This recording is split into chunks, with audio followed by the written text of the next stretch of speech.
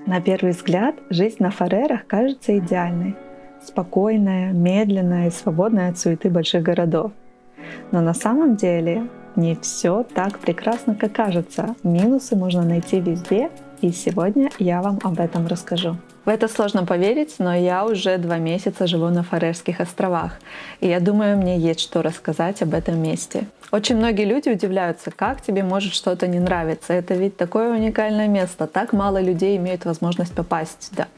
Но я думаю, что в любой стране, в любом городе есть свои минусы и плюсы. И в то время как отдельное видео у меня есть про плюсы жизни на Фарерских островах, это видео будет именно про минус. Какие-то из них очень логичны, какие-то являются моим мнением, моими впечатлениями и эмоциями. И я думаю, что найдутся люди, которые за минусы это не посчитаю. Первый минус, который очень очевиден, это погода.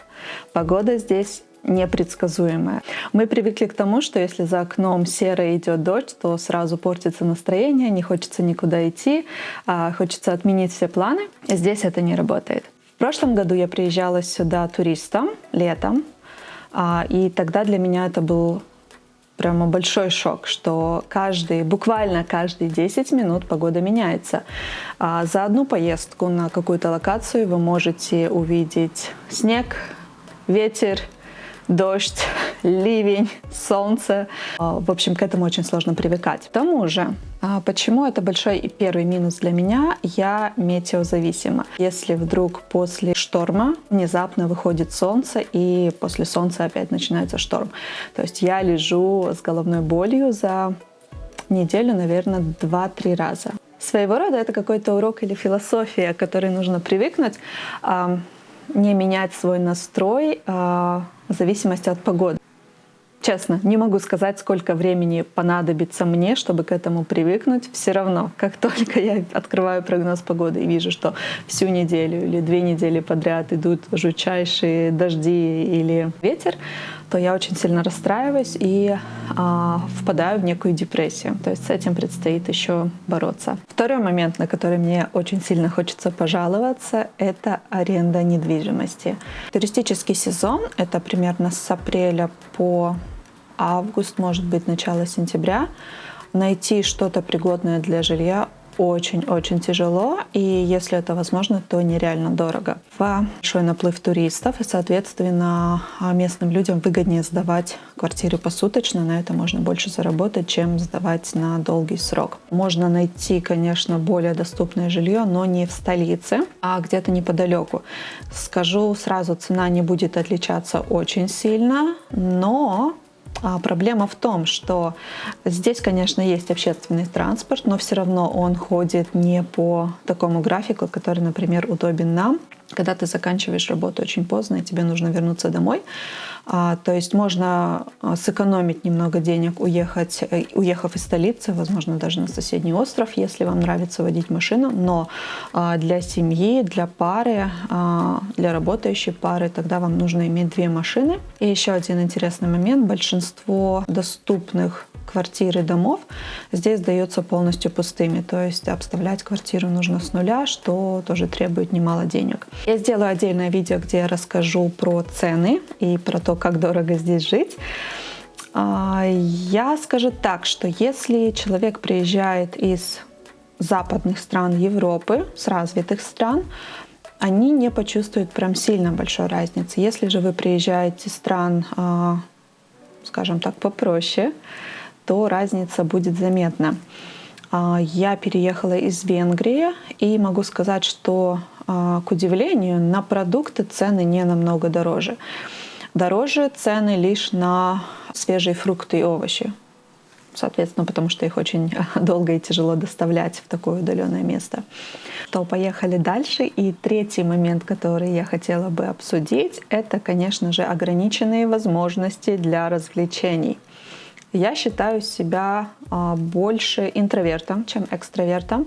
Я люблю город, я люблю городскую суету, но ненадолго. То есть мне все равно пару дней в неделю нужен полный релакс, полное отключение от города, от людей. Нужен выезд на природу. Но для меня эти 2 месяца словно какой-то ретрит. И ретрит, который немножко подзатянулся. Я обошла весь город, мне кажется, раз 50. И я уже побывала во всех возможных местах. Концертном холле, галерее, музее и так далее. На некоторое время у меня появилась машина. Я объездила те места, в которых я не побывала в прошлом году. Я не думаю, что местные люди так часто выезжают куда-то на природу. Почему? Потому что здесь, конечно, очень красиво, но все-таки пейзажи очень однообразные. Гуляет молодежь здесь, наверное, только по субботам, так, чтобы прям всю ночь напролет. А пятница — это больше такие домашние посиделки, люди ходят друг к другу в гости. Основная проблема в том, что как бы иногда не хотелось убежать от людей, куда-то спрятаться, все-таки наступают моменты, когда хочется видеть жизнь вокруг, наблюдать за людьми. А здесь, к сожалению, с этим сложно. Здесь все друг друга знают. Если не знают лично, то знают, там, я не знаю, через теорию, может быть, даже не 6 рукопожатий, а 2 или 3.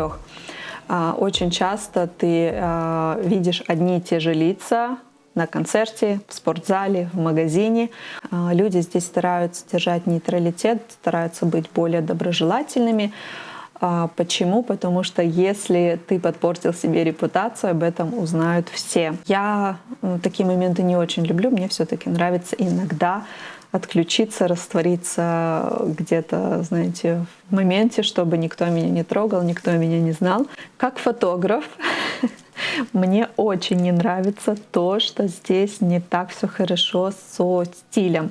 А точнее, люди здесь просто ходят в удобной одежде. В магазинах масс-маркет не продается. То есть, если в Будапеште я могла стилизовать образ, просто пойдя в любой масс-маркет, собрав образ и потом даже без проблем вернув его в магазин, здесь это не прокатывает. Из дизайнерских магазинов здесь есть несколько очень хороших, очень современных, но все-таки именно фокусируясь на вязаной одежде.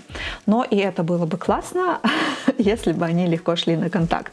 Ответа от них я так и не получила спустя много-много недель. Ну и так, как я все-таки девочка, мне не хватает тоже каких-то мероприятий, каких-то мест, куда можно было бы пойти, принарядившись.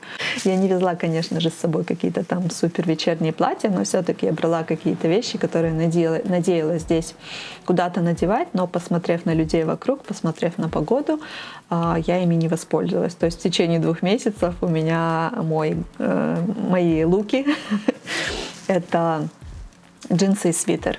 И, соответственно, одни ботинки такие всесезонные. Люди здесь очень медлительные и необязательные.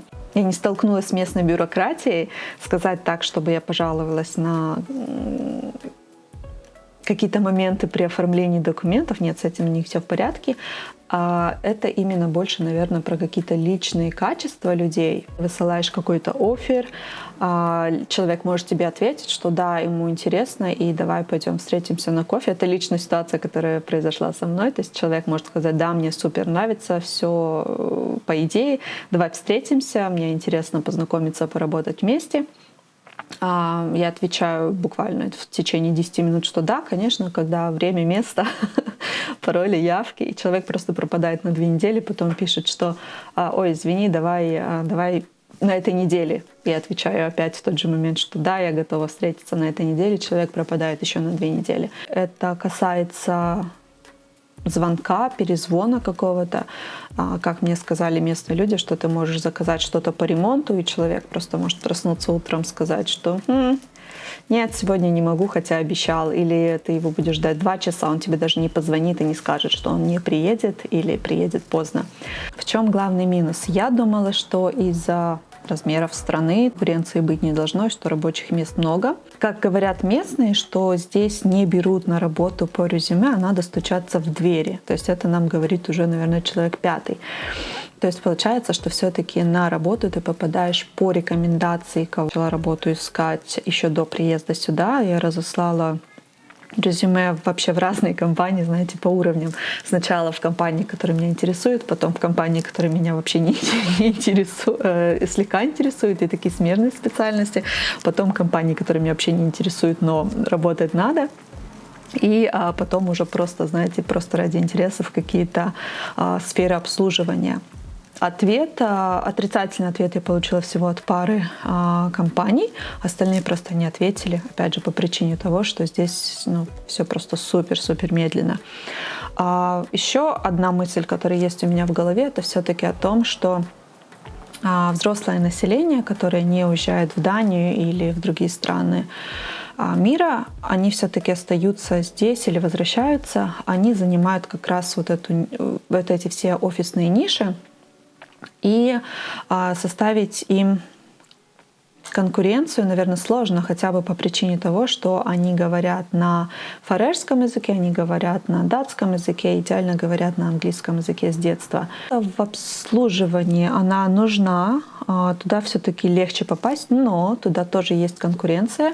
В основном ребята из Азии, здесь очень много филиппинцев, то есть ребята именно работают официантами, ребята работают на кухне, на ресепшене и так далее. На этом пока все.